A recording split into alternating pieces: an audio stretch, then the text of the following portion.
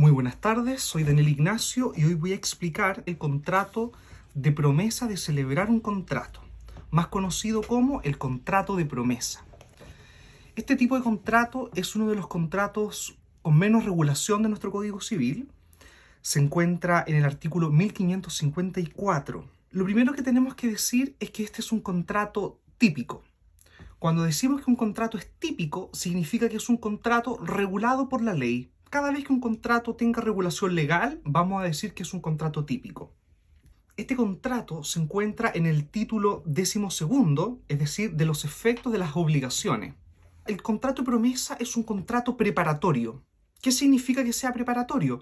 Que es un contrato que utiliza las partes para lograr otro fin, celebrar otro contrato.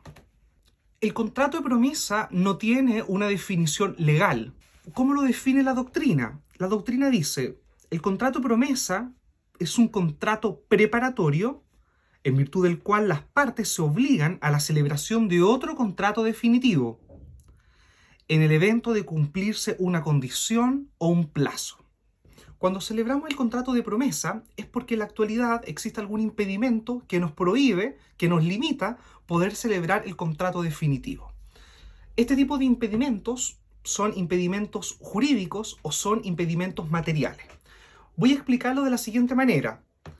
Juan tiene una casa, María quiere comprar la casa. Por lo tanto, hay ambas voluntades. Sin embargo, en la actualidad existe un impedimento. María tiene el impedimento de que aún no tiene los recursos. Tiene que esperar al banco para acceder a un crédito hipotecario. Y por el otro lado, Juan, por ejemplo, tiene una prohibición de enajenar. Pero esta prohibición se va a levantar en el transcurso de 5 meses, 10 meses. Por lo tanto, en estricto rigor, si bien Juan quiere vender y María quiere comprar, el hecho es que en la actualidad no se puede. ¿Por qué? Porque a María le faltan los recursos y porque Juan tiene prohibición de enajenar. Eso es lo que se reconoce como impedimento. Y por lo tanto, cada vez que existe un contrato de promesa es porque hay un impedimento. Si no estuviera el impedimento, por ejemplo, de que María sí tiene los recursos y que Juan sí puede transferir el dominio, no se necesitaría celebrar un contrato de promesa, sino que se celebra inmediatamente el contrato de compra-venta. ¿Cuáles son las características del contrato de promesa? Ya lo hemos dicho, en primer lugar, es un contrato preparatorio. En segundo lugar, el contrato de promesa es un contrato principal. ¿Qué significa que sea principal? Que este contrato subsiste sin la necesidad de otro. Es un contrato autónomo, independiente del contrato definitivo. En el ejemplo anterior, si bien el contrato de promesa va a servir como un antecedente del contrato de compra-venta, las normas que van a regir para la compra-venta no se pueden aplicar para el contrato de promesa.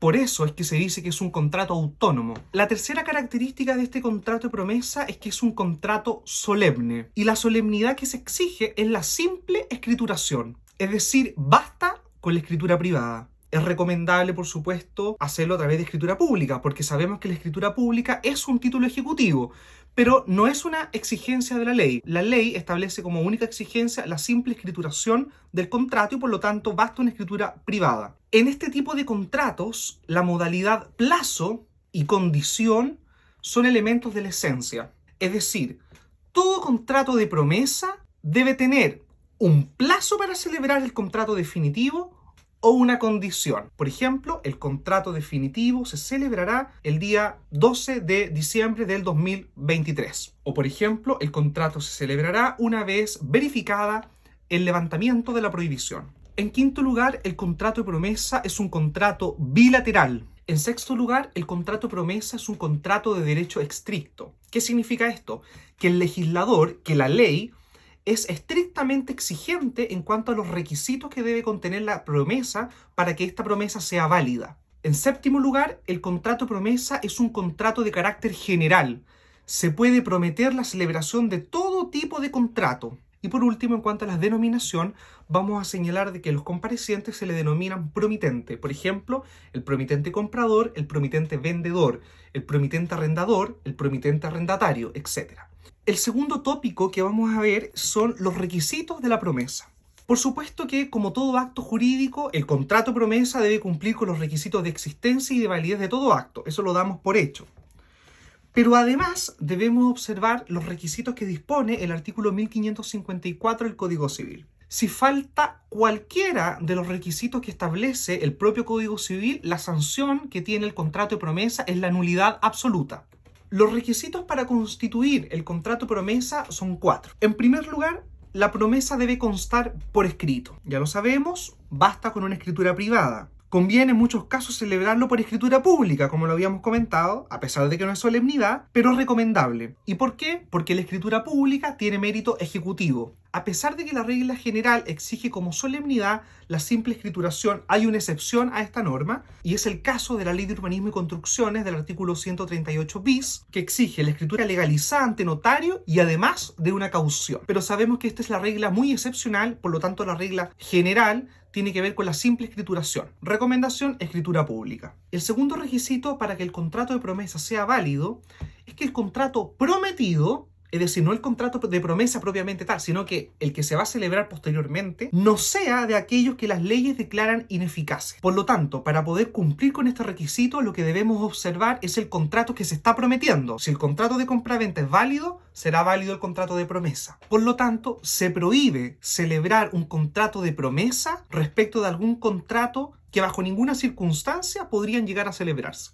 Por ejemplo, la compraventa de un objeto ilícito. Si así lo es, el contrato de promesa no será válido. El tercer requisito para que la promesa sea válida es que la promesa contenga un plazo o una condición que fije la época para celebrar el contrato definitivo. Aquí no se trata de cualquier plazo, no se trata de cualquier condición, sino que se trata de un plazo o condición que fije con exactitud la fecha en la cual vamos a celebrar el contrato prometido. El contrato de promesa debe tener a lo menos un plazo o una condición suspensiva. ¿Por qué no podría ser resolutoria? Si fuera resolutoria, significa que podríamos exigir la celebración del contrato definitivo en el mismo momento, y sería un absurdo, porque ya sabemos que si existe un contrato de promesa es porque hay un impedimento actual para celebrar, y por lo tanto se fija una fecha posterior. Eso en cuanto al plazo. ¿Qué pasa en cuanto a la condición? Acá debemos recordar cuando la condición es determinada o cuando la condición es indeterminada. Cuando la condición es determinada, si llega a ocurrir, sabemos con exactitud cuándo. Por ejemplo, celebro el contrato de compra-venta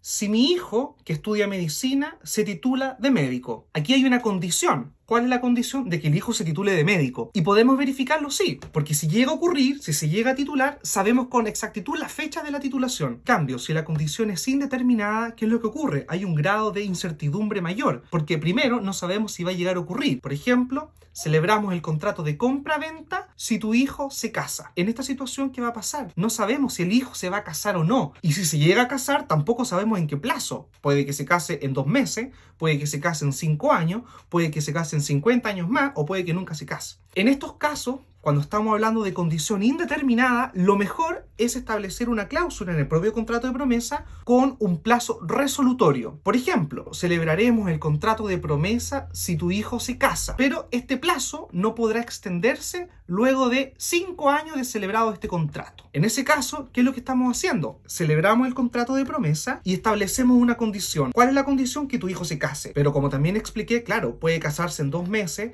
en 5 años, en 10 años o nunca casarse. Pero con el plazo resolutorio, ¿qué es lo que ocurrió?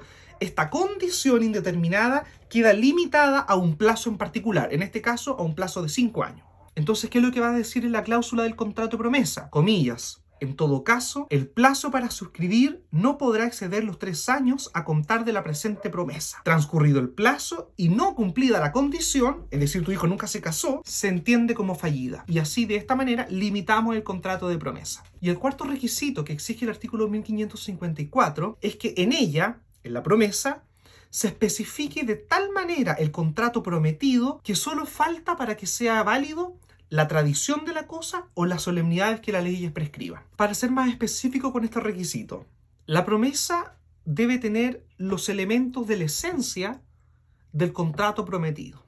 Por ejemplo, en el caso de la compraventa, ¿cuáles son los elementos de la esencia? La cosa que se compra o que se vende y el precio que se paga por la cosa. Tanto el precio como la cosa debe constar en el contrato de promesa. Cuando se trata de un inmueble, se debe ser bastante preciso con la determinación del objeto. No basta simplemente con poner la dirección. Se tiene que señalar la inscripción en el conservador de bienes raíces de tal ciudad, fojas tanto, año tanto, con los del linde al norte con tal lugar, al sur con tanto, al este, al oeste, con bastante precisión. Además, en el contrato de promesa podemos agregar elementos de la naturaleza o elementos accidentales. Por ejemplo, el que vende se está obligando a pintar la casa antes de su entrega. Si bien no existe una obligación legal de pintar el inmueble, pero como la persona, el vendedor, se está obligando a hacerlo, lo mejor es que ese elemento accidental sea incorporado en el contrato de promesa. Cumplidos los 4 requisitos, en primer lugar, consta por escrito. En segundo lugar, el contrato prometido es un contrato que la ley declara eficaz. En tercer lugar, el contrato de promesa contiene un plazo y una condición. Y en cuarto lugar, solo falta la tradición de la cosa o las solemnidades. El contrato de promesa adquiere total validez jurídica. ¿Y esto qué significa? Que hacen hacer obligaciones recíprocas entre las partes. ¿Y cuál es la obligación que surge? ¿Entregar el inmueble? ¿Pagar el precio por la compraventa? No. La obligación que surge en el contrato de promesa es una obligación de hacer. ¿Y qué es lo que tiene que hacer? Celebrar el contrato prometido. Hasta ahí llega la cosa. Por eso es que decimos que es un contrato autónomo. La única obligación que surge con el contrato de promesa es celebrar un contrato definitivo. Habiendo explicado lo anterior, y esto es para finalizar el contrato de promesa, el inciso final del artículo 1554, que regula este contrato, señala: concurriendo estas circunstancias, es decir, los requisitos que acabamos de explicar, habrá lugar a lo prevenido en el artículo precedente. Es decir, se aplica lo que señala el artículo anterior, 1553. El artículo 1553 se pone en el caso de verificada la condición o llegado el plazo para celebrar el contrato, una de las partes incumple. La parte que sí está cumpliendo, el acreedor, vamos a decir, tiene ciertas herramientas que establece el artículo 1553 y que él puede elegir, solo puede escoger una, además de la acción de indemnización de perjuicios por mora. La primera herramienta que establece la ley para el acreedor es que se apremia al deudor para la ejecución del hecho convenido. Esta norma debe ser concordada con el artículo 532 del Código de Procedimiento Civil. Esto significa necesariamente iniciar un juicio. Ahora recordemos, si la promesa la suscribimos por escritura pública, tenemos título ejecutivo y por lo tanto podemos iniciar un juicio ejecutivo. Ahora bien, si se trata de una escritura privada, lo que tenemos que hacer primero es iniciar un juicio aclaratorio. ¿Y qué es lo que va a ocurrir? El juez va a citar a la parte que no está cumpliendo para que venga a suscribir el contrato que se obligó a firmar. Y si no concurre, el juez va a poder firmar a nombre de él. Es decir, el juez en ese caso va a actuar como un representante legal del deudor. La segunda no la aplicamos para el contrato de promesa, y la tercera herramienta es de que el deudor indemnice por todos los perjuicios resultantes de la infracción del contrato. Ahora, el problema que surge aquí es poder determinar cuál es el monto de la indemnización. Por lo tanto, lo mejor, lo más recomendable, es que las partes de común acuerdo establezcan una cláusula expresa en el contrato de promesa en el cual, ante un eventual incumplimiento, esa sea la sanción civil que se podrá demandar. Por ejemplo, en caso de incumplimiento, es decir, en caso de que las partes no lleguen a suscribir el contrato, se establecerá una pena de 5 millones de pesos, una pena de 15 millones de pesos, de manera que ustedes pueden prever el problema futuro. Y esas son las principales normas que establece el Código Civil en cuanto a la regulación del contrato de promesa. Si tienes alguna consulta, puedes dejarlo en los comentarios. Un saludo.